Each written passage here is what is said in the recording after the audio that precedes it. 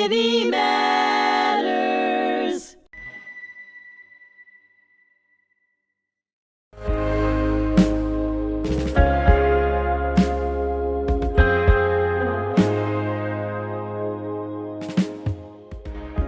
Hello, and thank you for joining me today. I'm your host, Bernie Furshpan, on today's podcast episode of Ordinary Heroes on hmTv. My very special guest is Dr. Jerry Cammarata.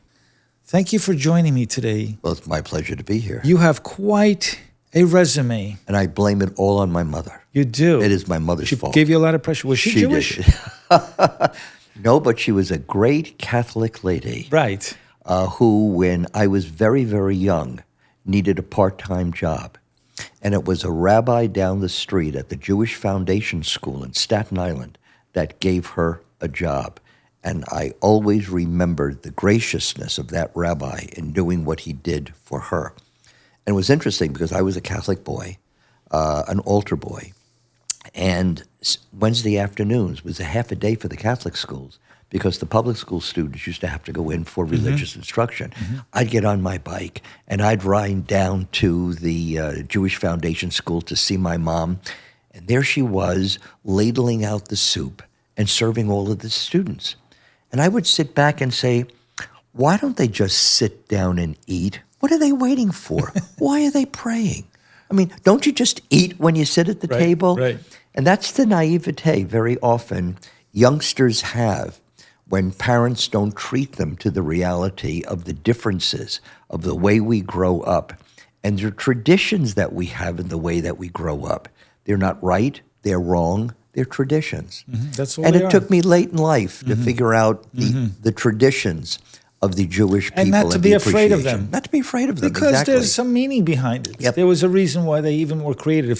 For our listening audience and watching audience, if you haven't figured it out, Jerry was of the Catholic faith, converted to Judaism not too long ago. But let me just give a little bit about your background. Please. Okay, your resume, your CV, which is quite impressive. Let me tell you, not only are you an author, a leader, a commissioner, ambassador to the United Nations, you've done so many other things.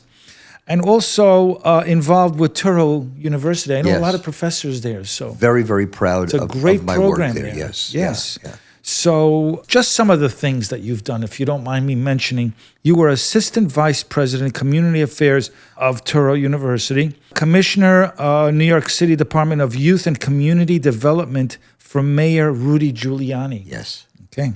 You also worked for Mayor Michael Bloomberg as I well did. as the Associate Executive Director of Coney Island Hospital, which I worked in the 1970s as a pre-med Look at that. with a volunteer program called Medics. I don't even know if it exists anymore. And you've done a lot of other things. White House Conference on Families, you were an appointee by President Carter. Yes. President Reagan appointed you in the Selective Service Systems of New York City. How did you get to meet all these people, and how did they find out about your incredible talents? Well, it's always difficult to know how people find out about you. But the one thing I can say, if we can look at it in the bigger picture, that if people find out about people, it's because people are trying to do some good. And they're trying to be in their society, they're trying to work, and they're trying to make a difference. And I truly do believe that when people try to make a difference, other people notice because people want to learn. And our job is to be good teachers. Right. And Dr. Jerry. Is it okay if I call you Dr. Jerry? Please, exactly. You can call me Dr. My mother Bernie. calls me a brat, so don't worry Oh, okay. about it. It's better to be called Dr. Jerry. You are an author of 2 recently published books, one of which is The Future of the American Family and the fun book of Fatherhood. This is interesting. Boy, you really delved into so many different topics. That book I'm really most proud of because... This one here, the fun book. The fun book of Fatherhood. And the reason is the following. Back in the 70s, as you very well remember, we were in the state of transition between what was just the family as the family was defined And the time of Woodstock, even before that, and the emergence of feminism, which of course was there for hundreds of years, but a reemergence of it. And I noticed that women were looking for rights that they so richly deserve to have. But I reflected upon the fact that, well, what about fathers? Fathers don't have a right. Mothers have maternity leave, but dads don't have paternity leave. So I went to the Federal Equal Employment Opportunities Commission and I said, I think you're discriminatory by just giving leaves out to moms. And they refused to do anything about it. So I decided to pursue it. Concurrently, Gary Ackerman was pursuing it as a congressman, although he was already out of the New York City Board of Education. He wasn't doing it to get anything, but he thought it was the right thing to do. And the Federal Equal Employment Opportunity decided that, yes, it is discriminatory. So I became, in the 70s, the first father to win a paternity leave. Wow. So I'm the federal test case. That's an incredible story. It's an incredible story, but what's significant about that is here we are 50 plus years later, and we are the only industrialized country in the world that does not have a family leave policy, let alone a paid family leave policy. New York State, California, several other states have decided on their own to initiate paid family leave, but we don't have a national paid family leave. So when we talk about discriminatory actions across the board and what's happening in this country, why somebody wants to live here and not there, it's because in one place they're treated a little bit better than in another place. And it's important that we give all of our families an opportunity to have all the resources that they need. Right now, when you have two parents needing to work, you have less supervision of our children. You've got now media, social media, exploding, now becoming the parents of our children. We're seeing a divide, the greatest divide ever in the history of civilization between parents and children now deciding as to what's best for them, not based upon what their parents are telling them because the parents are not telling them, but based upon what they're getting in the media. So this is a very scary time.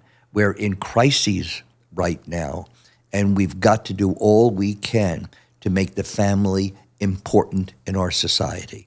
We need to change the way we do business. We need to change the way we educate. We need to change the way we build communities. We need to put the family as the centerpiece in our society as the very best we can. And let me tell you, it sounds like something that we should all be involved in to make this change. Apparently, you're involved in this movement. We need to begin to see the divides that we have in education. Right now, when the child fails in high school, they blame the elementary school. The elementary school failures are blamed on the parents. Wow. In college, we now don't put a blame on the high schools, on the elementary schools. We just do additional classes to get the remedial classes in order to get the students up to par. Right. I'm suggesting that we take all of our universities and we marry them to the high schools and the elementary schools that are in their geographical area. And we put the parents involved in that marriage. And now everybody's responsible for that student from birth through 16, making sure there's continuity of education. And with the universities at the top, wherever there may be a liability with a teacher, that will be the university's responsibility down. And whatever the universities need to know, because the elementary school teacher needs to say, teach the teachers to do this, we'll have the uptrend as well.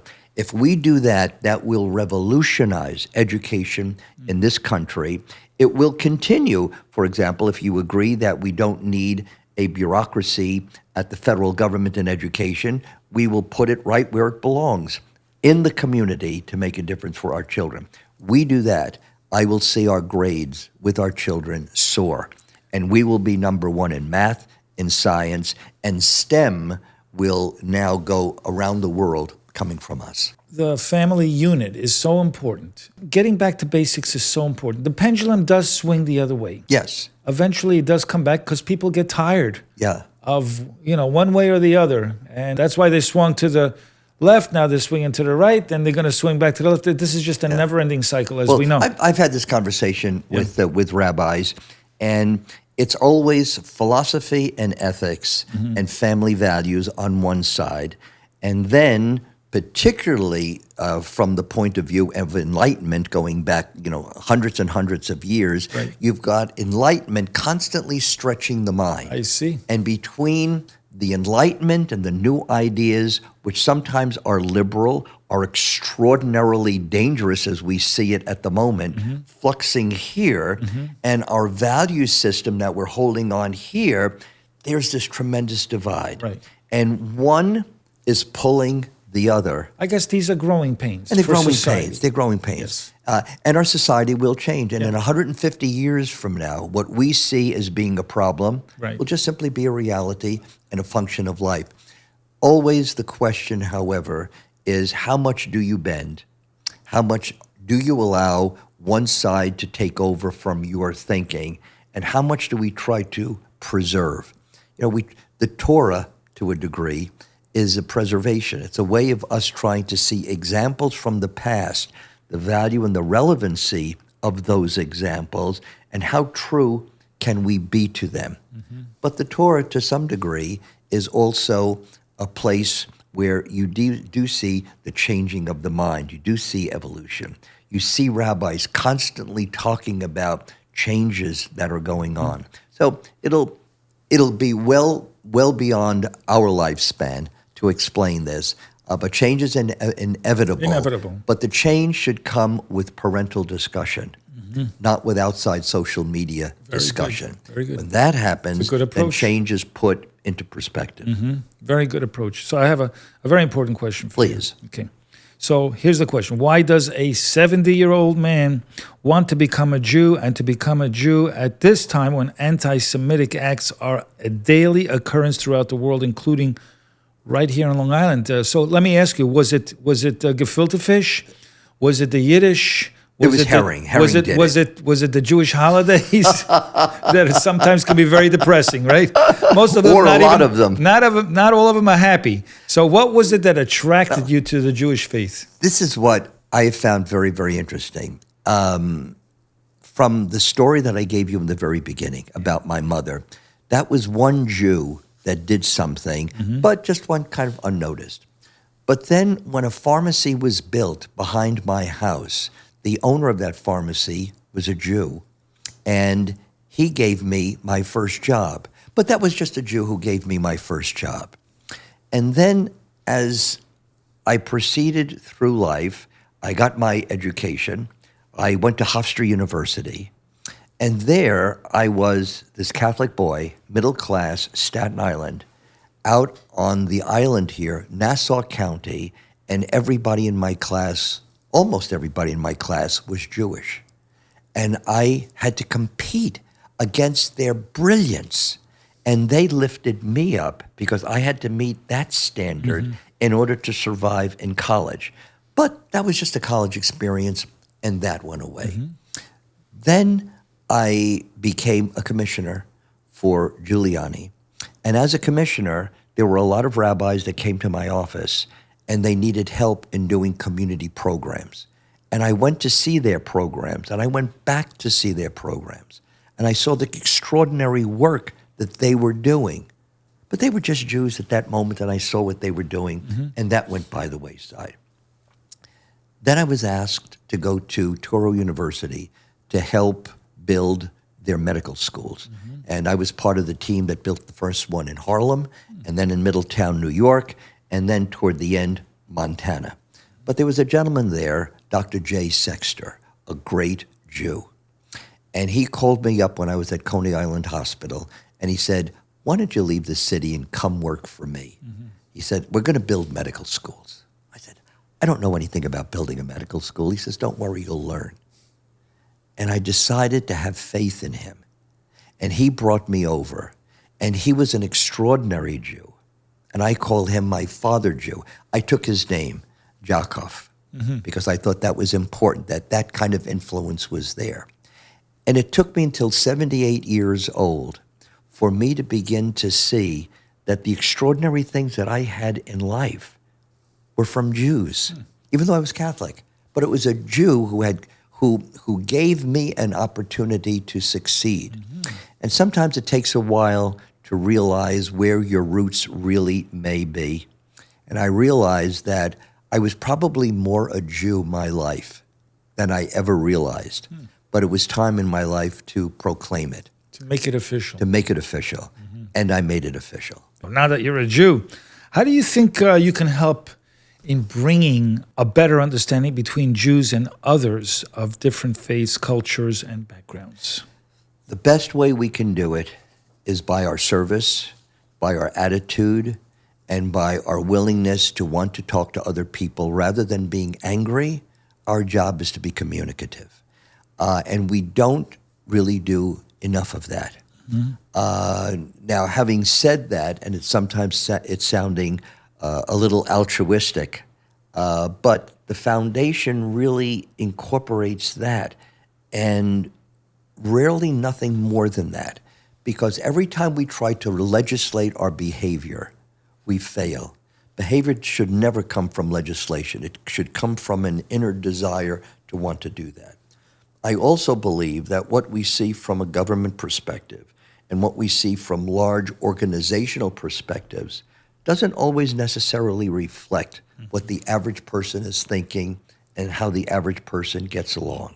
We all know, particularly living out here on the island and myself in the Hamptons, we have Muslim friends, we've got Catholic friends, other Jewish friends, and we seem to all get along because we have found a foundation that joins us.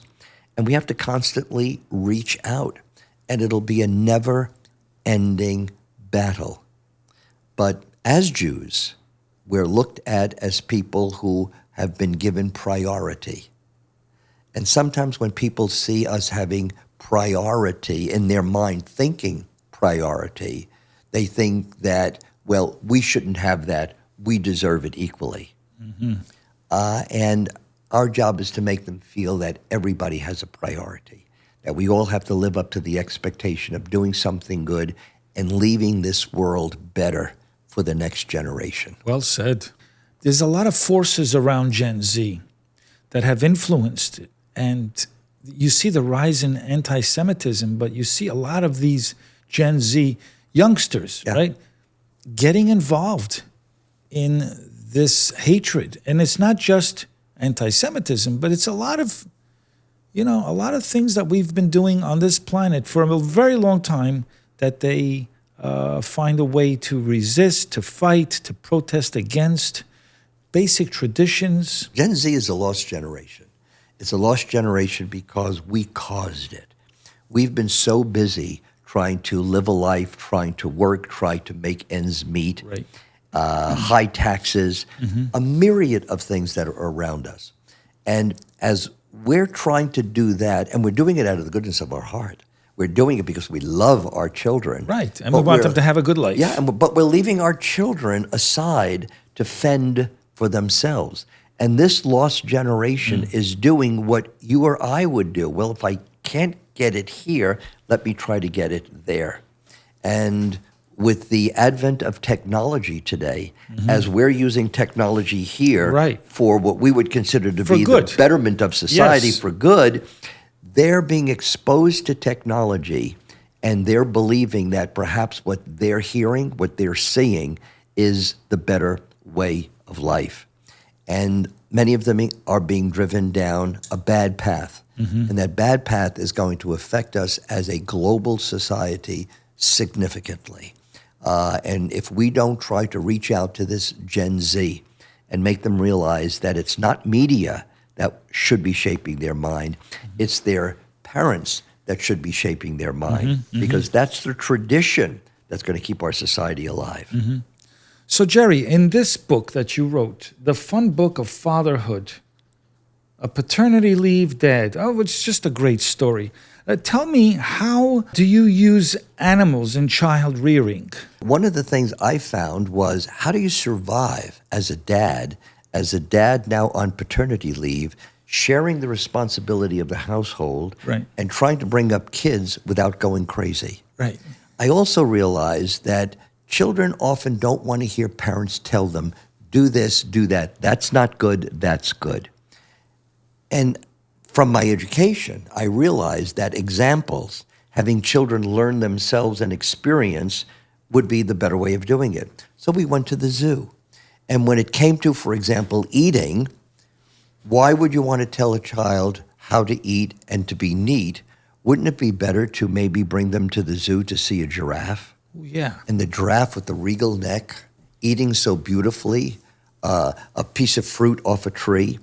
Or would you like to see a raccoon just taking all the food and just kind of eating it up? Yeah. So I realized that the animals could very, very well be the best way to educate our children by letting them see and making a decision. And that became then the fruit of the book in giving the animal examples in growing up. And of course, if you're talking about fatherhood, what best animal can you really consider but the seahorse?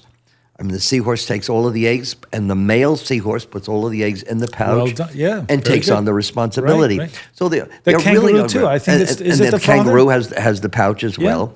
And here are examples. These are God-given examples.